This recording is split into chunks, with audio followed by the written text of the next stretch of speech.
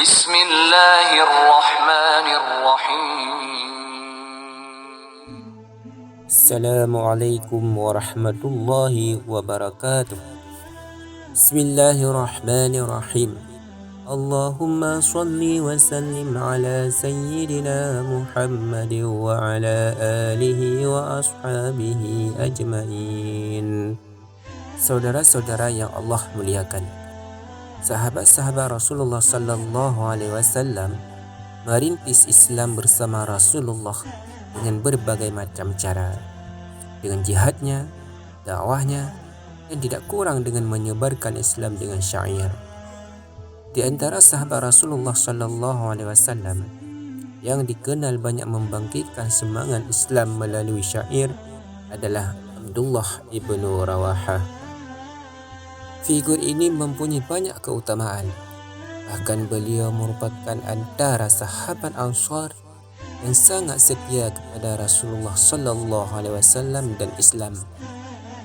Beliau mengikuti berbagai macam peristiwa penting dalam Islam. Abdullah ibnu Rawahah lahir di Madinah. Beliau dari suku Khazraj dari Bani Azaz. Bani Khazraj adalah satu suku yang tinggal di Madinah pada awal penyebaran Islam. Bani Khazraj berasal dari daerah Yaman yang hijrah ke Yathrib, sekarang dikenal dengan Madinah. Pada tahun ke-12 kenabian, bertepatan tahun 621 Masehi, sebelum Rasulullah hijrah ke Madinah, Abdullah bin Rawahah datang ke Mekah beserta dengan 11 orang lainnya untuk menunaikan haji dan baiat kepada Rasulullah. Baiat tersebut kemudian dikenal dengan baiat Aqabatul Ula, dan wakil Ansar ini yang terdiri dari 10 orang suku Khazraj dan 2 orang suku Aus. Kemudian mereka membawa syiar Islam ke Madinah. Dan ini menjadi cikal bakal pembuka jalan hijrah Rasulullah ke Madinah. Isi baiat Aqabatul Ula terdiri dari beberapa hal penting. Yang pertama, tidak mempersekutukan Allah. Yang kedua, tidak berdusta. Ketiga, tidak mencuri. Keempat, tidak membunuh anak-anak perempuan. Kelima, tidak memfitnah. Keenam, tidak melakukan hal-hal tercela. Dan yang ketujuh, akan tetap setia kepada Allah dan Rasul-Nya. Sebelum kita membahas lebih lanjut tentang biografi dan historis Abdullah bin Rawahah, kita perlu mengetahui asal-usul Abdullah bin Rawahah dan 11 orang lainnya menerima Islam dan baiat kepada Rasulullah sallallahu alaihi wasallam. Pada musim haji sebelum terjadi baiat Aqabatul Ula, Rasulullah bertemu dengan seorang suku Aus, yakni Suwaid bin As-Samit. Rasulullah mengajak Suwaid untuk memeluk Islam. Ia pun menerima ajakan Rasulullah. Kemudian ia menyebarkan Islam di Madinah. Akan tetapi dakwah Suwaid bin Samit tidak berlanjut lama, karena ia terbunuh pada perang antar suku di Madinah, yaitu perang Bu'az. Pada musim haji selanjutnya, Rasulullah menerima suku Khazraj dan mengajak mereka untuk berbaiat.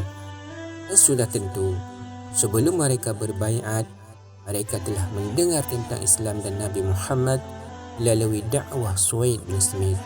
Saudara pendengar yang mulia, kemudian pada musim haji berikutnya, Rasulullah sallallahu alaihi wasallam kembali membaiat 73 orang penduduk Madinah, dan salah satu di antaranya termasuk Abdullah bin Rawahah. Abdullah bin Rawahah setia kepada Rasulullah dan berbakti kepada Islam dengan jiwa raganya penuh semangat.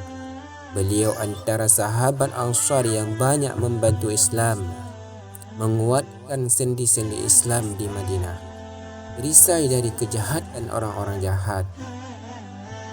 Abdullah bin Rawahah sangat waspada terhadap tokoh munafik Madinah, yaitu Abdullah bin Ubay bin Salul. di mana Abdullah bin Ubay sering menusuk Islam dari belakang. Tapi Abdullah bin Rawahah selalu menjaga gerak-gerik Abdullah bin Ubay dengan cermat, sehingga banyak misi kaum munafik berhasil digagalkan. Abdullah bin Rawahah dikenal juga sebagai penyair, pandai menulis dan membaca. Bahkan untayan syair-syairnya mendapat pujian dari Rasulullah sallallahu alaihi wasallam. Antara syair-syairnya adalah sebagai berikut. Wahai putra Hashim yang baik, sungguh Allah telah melebihkanmu dari seluruh manusia dan memberimu keutamaan di mana orang tak usah iri, dan sungguh aku menaruh firasat baik yang kuyakini terhadap dirimu. Suatu firasat yang berbeda dengan pandangan hidup mereka. Seandainya Anda bertanya dan meminta pertolongan mereka dan memecahkan persoalan, tiadalah mereka hendak menjawab atau membela. Karena itu Allah mengukuhkan kebaikan dan ajaran yang Anda bawa, sebagaimana Ia telah mengukuhkan dan memberi pertolongan kepada Musa. Mendengar syair tersebut, Rasulullah menjadi gembira dan ridha kepadanya. Lalu beliau berkata, dan engkau pun akan diteguhkan Allah. Ada kisah yang membuat penyair produktif Abdullah bin Rawahah radhiyallahu an sangat sedih, sangat berduka, yaitu ketika turunnya ayat Al-Quran surah Asy-Syu'ara ayat 224 yang berbunyi, وَالشُّعَرَاءُ يَنْتَبِعُهُمُ الْغَاوُونَ. Artinya, dan penyair-penyair itu diikuti oleh orang-orang yang sesat. Mendengar bunyi wahyu ilahi yang dibacakan Rasulullah sallallahu alaihi wasallam membuat hati Abdullah bin Rawahah berdegup kencang, seakan-akan dunia bergoncang bagaikan topan tornado menghantam. Beliau memutuskan untuk berhenti mengarang syair. Akan tetapi, kedukaan hatinya terlipur. Hatinya kembali tenang dan wajahnya kembali berseri. Beliau kembali ghirah untuk bersyair setelah turun ayat pada akhir surah Asy-Syu'ara tersebut. Ayatnya berbunyi,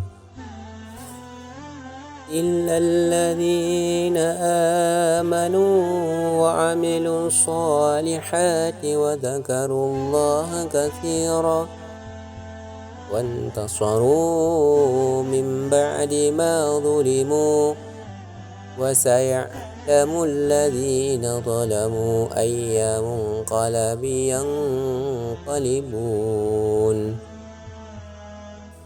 Artinya, kecuali orang-orang yang beriman dan berbuat kebajikan dan banyak mengingat Allah dan mendapat kemenangan setelah terzalimi. Dan orang-orang yang zalim kelak akan tahu tempat mana mereka akan kembali. Sahabat pendengar yang mulia, Abdullah bin Rawahah sangat aktif di berbagai macam medan jihad. Hampir semua pertempuran tercatat nama beliau.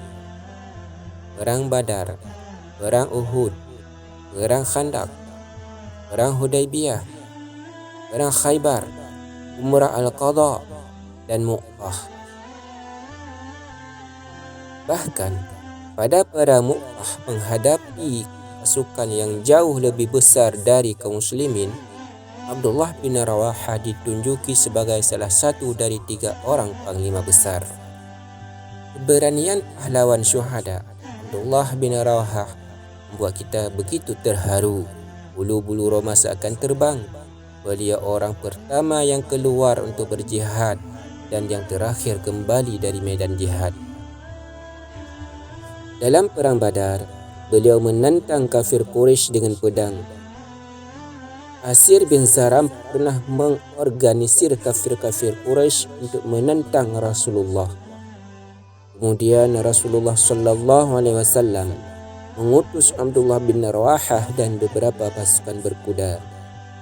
Abdullah bin Rawahah dan pasukannya berhasil menumpas Asir bin Zaram dan melaporkan kepada Rasulullah, Allah telah menyelamatkan kalian dari kaum yang berlaku zalim.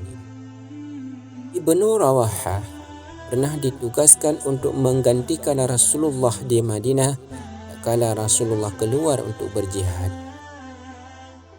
Ibnu Rawahah mempunyai seorang budak perempuan. Pada suatu hari, ia menempeleng wajah budak tersebut. Kemudian beliau cemas dengan apa yang telah dilakukannya dan mengadu kepada Rasulullah.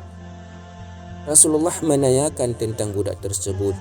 Ibnu Rawahah menjawab, budak itu suka berpuasa, salat dan berwudu dengan baik. Dia juga bersaksi bahawa tiada Tuhan selain Allah dan anda adalah utusannya. Rasulullah kemudian menjawab, kalau begitu, dia adalah seorang mukminah. Setelah mendengar jawaban Nabi sallallahu alaihi wasallam, Ibnu Rawahah berjanji untuk memerdekakan dan menikahinya. Ibnu Rawahah pun menepati apa yang telah dijanjikannya. Setelah dinikahi budak tersebut, orang-orang musyrik menghembuskan isu yang bahawa Ibnu Rawahah menikahi budak karena ingin mendapatkan keturunan yang baik. Sudah tentu hal ini mempengaruhi psikologis Ibnu Rawahah dan umat Islam tentunya. Sehingga Allah turunkan firman-Nya surah Al-Baqarah ayat 221 untuk mematahkan dongeng kaum musyrik. Yang artinya, sesungguhnya wanita budak yang mukmin lebih baik dari wanita musyrik walaupun dia menarik hatimu. Syahid merupakan dambaan Ibnu Rawahah karena beliau tahu syahid adalah salah satu jalan terbaik menuju Sang Khalik. Pada perang Mu'tah yang terjadi pada 5 Jamadil Awal tahun 8 Hijrah, sebagaimana kita ketahui, beliau merupakan salah satu dari 3 panglima perang memimpin pasukan Islam. 3 panglima tersebut adalah Zaid bin Haris, Ja'far bin Abu Talib, dan Abdullah bin Rawahah.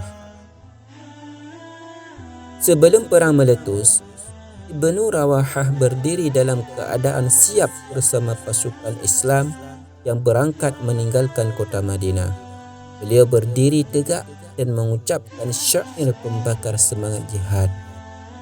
Yang kupinta kepada Allah yang Maha Rahman, keampunan dan kemenangan di medan perang.